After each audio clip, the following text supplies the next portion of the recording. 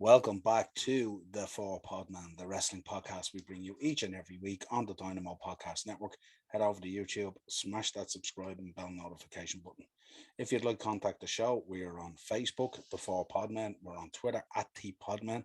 And of course, you'll find audio versions of the show, Spotify, Podbean, Apple iTunes, or anywhere you pick up audio versions of the show. Just search Dynamo Podcast Network, the Podmen, and you will find our shows there. Well. Dark Side of the Ring back with an absolute bang. First episode back, second part of season 3, Plane Ride from Hell. What an unusual, crazy episode to say the least.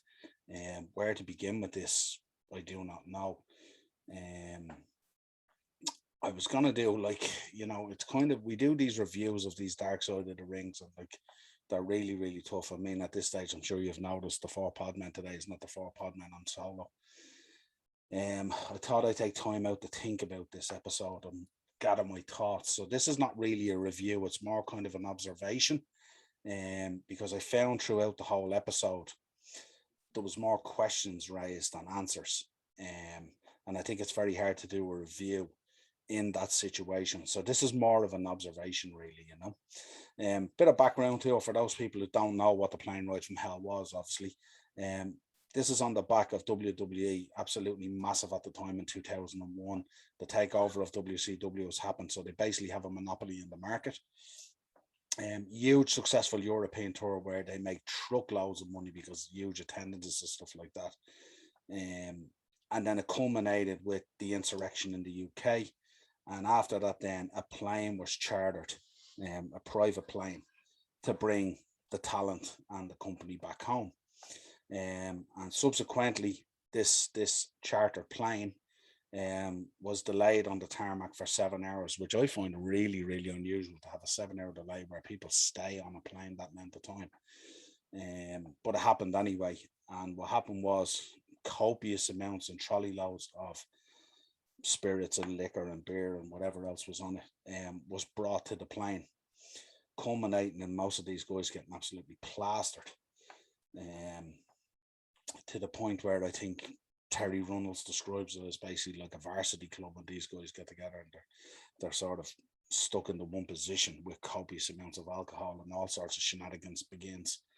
But we get introduced to the main characters in terms of the episode.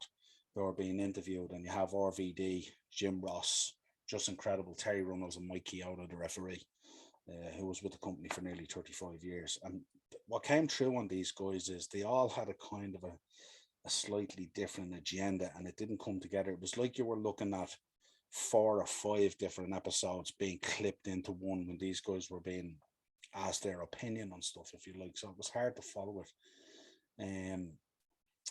As I said earlier, I think a lot of questions came out of this more so than answers.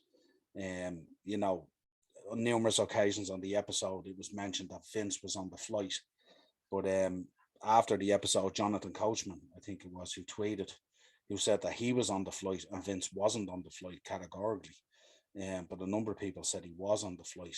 So the question is, if he was on the flight, why wasn't all the stuff that was going on, why wasn't it shut down? And a number of people have commented saying, well, JR was the head of talent relations and Vince would tell JR what to do and JR would carry out Vince's wishes.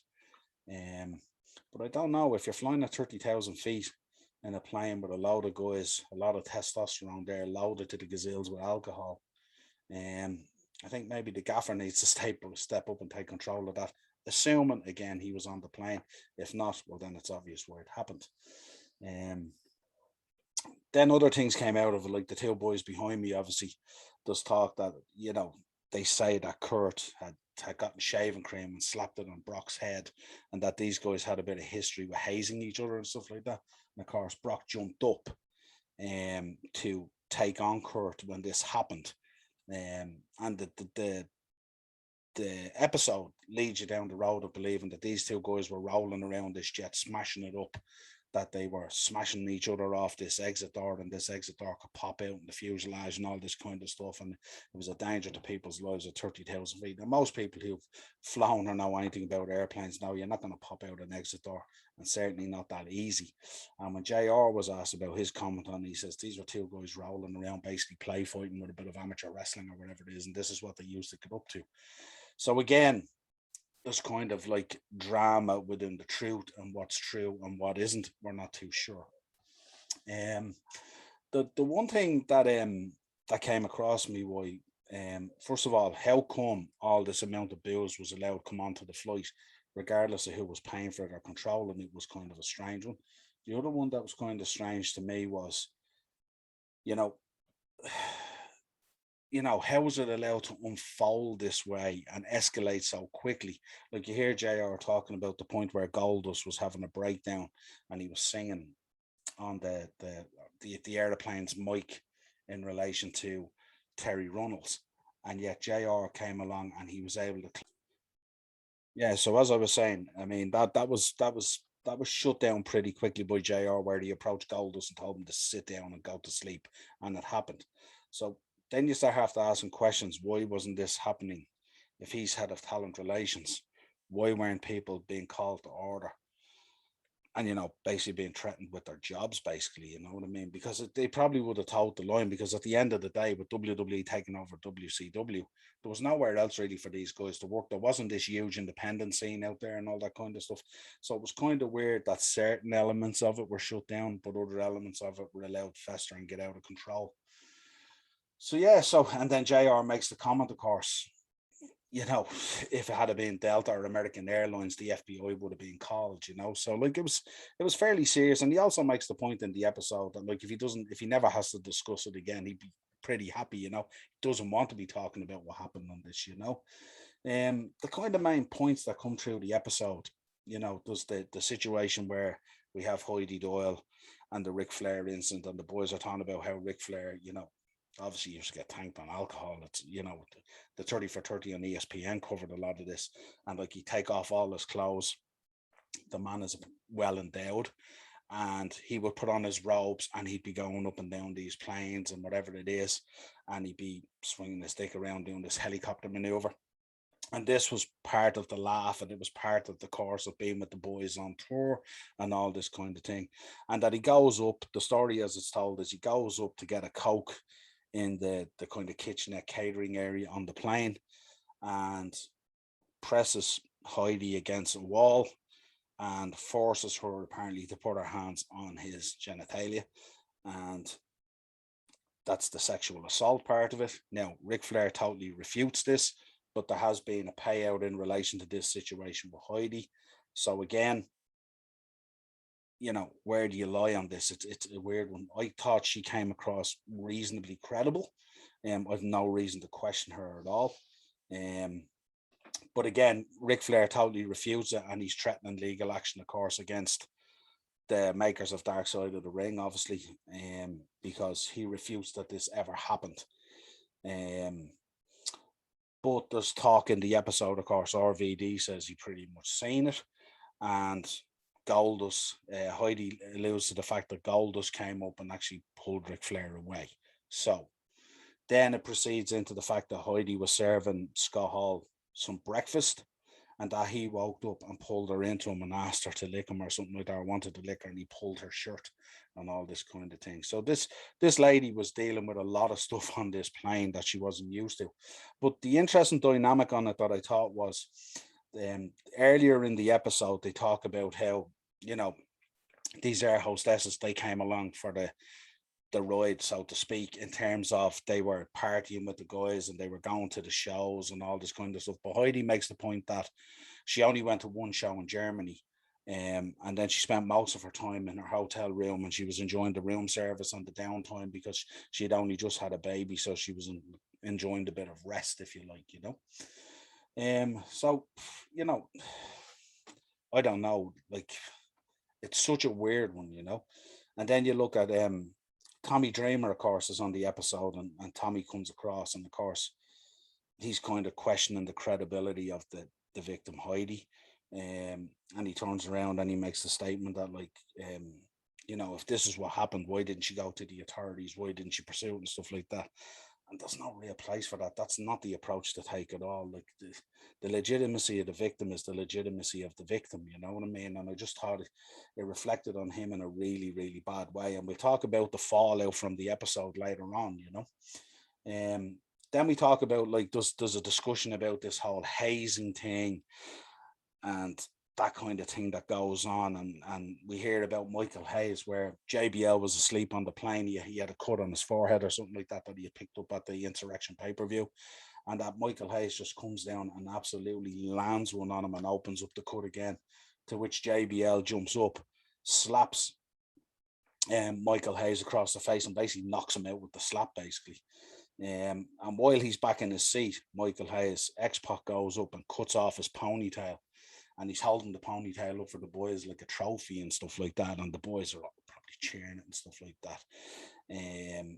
Which, you know, isn't, you know, it's kind of weird stuff to do, but it's real. This is real schoolboy childish stuff, if you ask me. Holds it up like a trophy, you know what I mean? But then it goes into this talk, all this H bombing and the halcyons and, you know, the drugging of people and all this kind of stuff. And this is where it gets weird for me, you know what I mean? A lot of this stuff we kind of knew was kind of going on, but we didn't realize maybe how rampant it was. But it seemed to be passed off on the episode that kind of this kind of thing was the norm. You know, Mike Chioda makes the point that, like, you know, when you're on the plane, you'd wear your hood up and you'd wear a set of shades when you were sleeping, to make sure that you had like a 30-second head start if anyone was trying to do anything on you. Lads getting eyebrows shaved and all sorts of stuff going on, you know. So that was an interesting dynamic that Mike Chioda came out with. But then we also hear from JR as well, and JR's answer was, "Don't leave your drink uncovered." And I was there thinking, you're the head of talent relations, and you're telling people in an environment, a work environment, not to leave their drink uncovered, because everyone is aware that this goes on. And I thought that was really, really strange. So yeah, it was just, you know, throughout the episode, it became weirder and weirder and weirder, and you know, the trying to justify of it and that it was kind of normal back then and all that kind of stuff got really, really sort of bad, really, in terms of taste. And I suppose the fallout from it really was, you know, these guys, like, you know, trying to legitimize that it was like the norm, like drugging someone and H bombing them is the norm, you know what I mean? And it just, that was kind of more alarming than anything else, you know. I mean, obviously the fallout from the show was, I mean, Tommy Dreamer was removed from Impact, and he's also removed from his radio show he does. I think it's Busted Open or something like that. You know, some of Flair's stuff is being cancelled, but he is considering legal action, and he has come out and denied that this stuff happened. Kurt, as we know in the background there, got fired, which I was kind of thinking, it's kind of weird, this dynamic, when you think about, you know, what's being accused of in this episode. You know, these two boys having a fight on the plane and Kurt gets fired, which I thought was the least extreme thing, if you like. But he got fired, and as we know, a year or so later, he passed away. So it's amazing the way certain events in your life can lead you down a different path and have a very different result. Now, I'm not saying that this led to his death, but I'm saying being fired from the company is probably not a good place where he would have been, you know. Scott Hall obviously got fired as well. But just to touch on Scott Hall as well, I mean, JR made the point that they didn't realize how bad Scott Hall was. Well, look, Scott Hall's demons have been well documented. You know what I mean? And everyone knew the story there. And this was a guy who needed serious help. And he was put in a position with all this alcohol and stuff like that and all, and whatever else was available, drug use or whatever it was. And everyone knew. I mean, to turn around and say, we didn't know how bad Scott was, it's, you know, it's a cop out, really, you know, and I thought it was really, really bad. But Scott was fired anyway, and then Goldust got fined. And then JR is asked about Ric Flair, and he kind of just goes into sort of radio silence on that, you know what I mean? And again, I don't know if you know, they probably obviously shoot hours of footage for this thing, and then it's all clipped down into this 1 hour episode. But that was a very unusual situation there, where you just see the question is asked and then it's just silent. So it was an interesting dynamic to the whole thing, you know what I mean? But it's just, and then we've heard recently coming out, like, guys coming out and tweeting, asking different questions about the episode and the validity of certain points. And you've other guys coming out and saying that, like, look, various different wrestlers, they always went around H bombing stuff and H bombing people and things like that. And you're there going, good lord, is this episode one of those episodes that's going to be up there where it actually opens up this kind of, this Pandora's box to what really was going on back then, and how is it going to lie with people? And in 2021, when you're looking back at 2001, how does that reflect? And all those kind of questions and all those kind of things come up. So from my point of view as an observation, it was quite shocking in terms of the normalization of the stuff, um, as opposed to the acts that are in there. Because if you look at Darkside of the Ring, look at the journey they've brought us on so far. Everything has been quite shocking in some respect when you go back through it. You know what I mean?